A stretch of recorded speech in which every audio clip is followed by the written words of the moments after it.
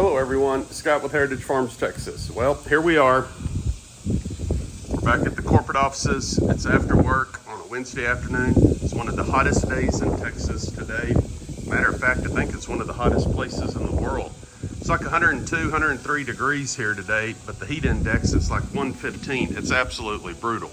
And of course, my pool equipment decided to break on one of the hottest days. So that's just awesome. Good stuff.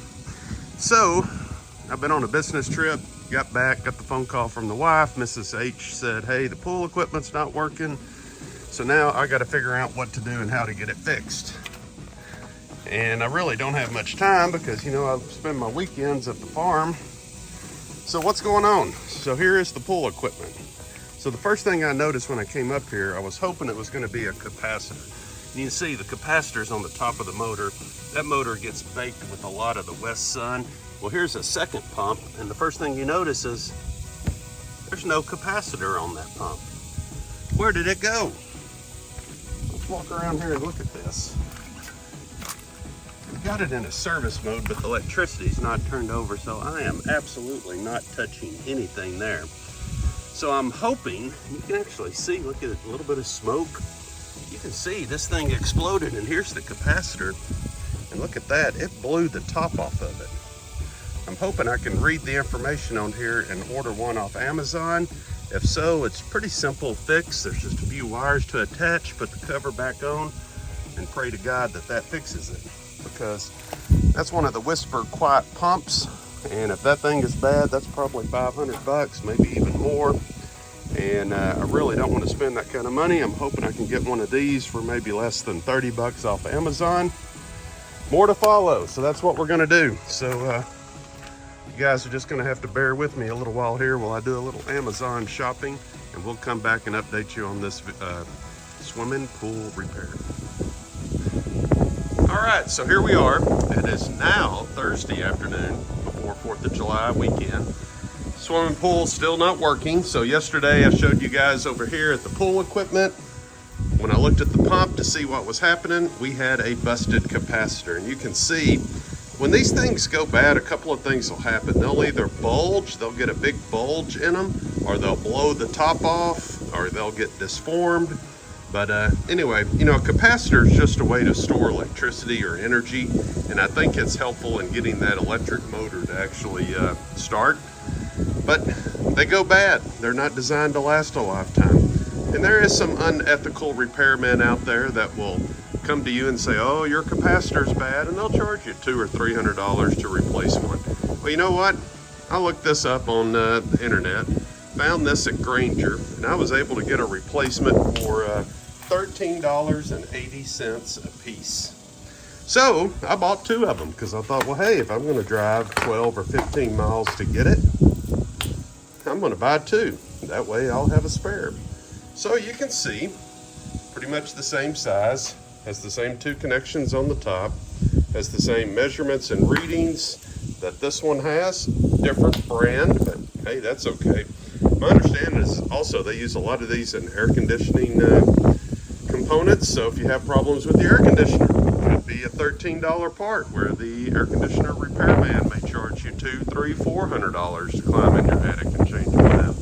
So it pays to know your stuff. All right, so we're gonna go out here. I've got the power turned off, went to the fuse box. The fuses that were labeled pool equipment, I have flipped them. So as you can see, the pool is not running. There's no electricity. I'm hoping I can do this job with just a pair of pliers. Let's go see what we got. There's Coco. She's our oldest GSP. We have our other GSP running around here somewhere. Oh, here she comes, Kimber. And we're babysitting my daughter's GSP Rookie, which, let me tell you, that dog is a world-class athlete and has more energy. If we could figure out how to harness that, we could heat and cool the world. All right, let's get started down here.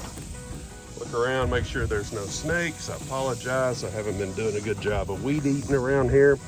But let's get on with it.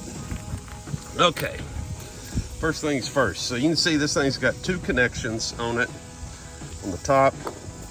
Really don't know that it really matters one way or the other which one you pick up. Well, let me see if I can get this thing set up somewhere where we can record what I'm doing and the repair job that's about to take place. I apologize if there's hoses in the way, but I think that'll work. All right, first things first, we're gonna pull this off. And looking at this, black was on the right, red was on the left. You can see, man, look at how it distorted that cap when that thing exploded. So, all right, so here's the new one. I really think it's almost this simple. Put the black on one side. I'm gonna put the red on the other side. So this thing went on like this, and you can see it literally blew this protective cap off of this thing. So I'm gonna push the wires back. Well, really, the wires don't want to push back in. Maybe it's not designed. All right, guys, sit tight. I'm gonna go get a Phillips screwdriver, and we'll back those off, and we'll get to it. Come on, you can go along for the water. Hey, get out of the way, rookie. I'm telling you, man, that dog has an unlimited energy supply. We're over to the hot rod garage, Heritage Farm style. Let's see. I need just a Phillips screwdriver. There we go. All right. So my daughter and her husband are on vacation, so we are dog sitting. And let me tell you what, it's been a busy week around here. There's never a dull moment with all these dogs running around. Okay. Let me get you fixed up again so you can kind of see what we're doing. And then we'll get on with this project. All right, so we're going to back out these two screws. There's one on each side.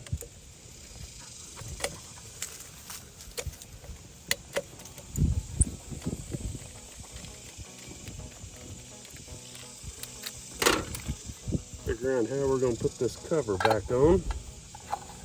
Just look at that, everything kind of fits nice. Oh, it doesn't go that way. And around this way. I do notice right off bat, it seems to be a little bit bigger unit than the one I had before. I don't know if that's good or not. We may just be able to put one side down on this protective cover. Main thing this cover's doing is just giving you a little coverage on here in the event sun protection, probably more than anything.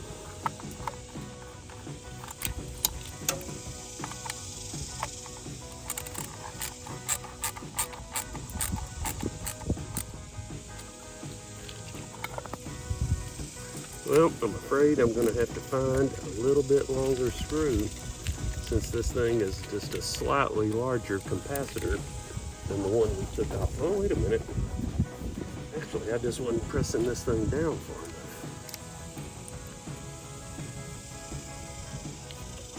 This in here. Oop.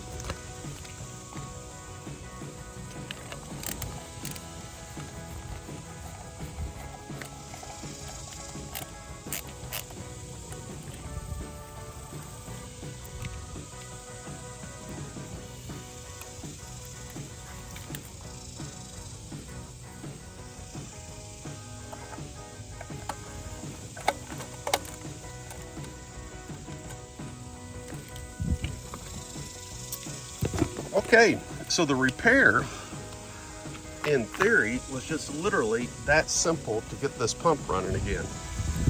Look at these dogs. I'll tell you what, it's like mayhem around here. Okay, time to do the test here. We gotta go back to the garage. Coco's like, man, get the pool going, Daddy, it's 100 degrees. All right.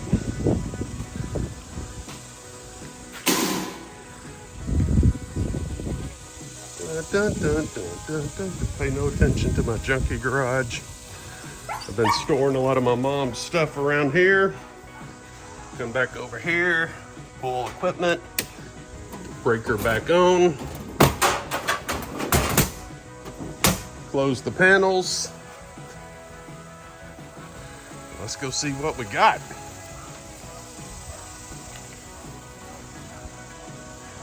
We have been in the middle of a Texas heat wave.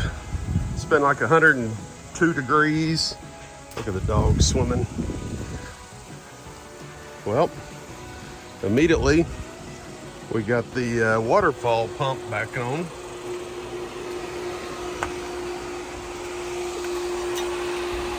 Hey, look at that. She's running. We're back in business, guys. It's one thing I do anytime we start a pump up.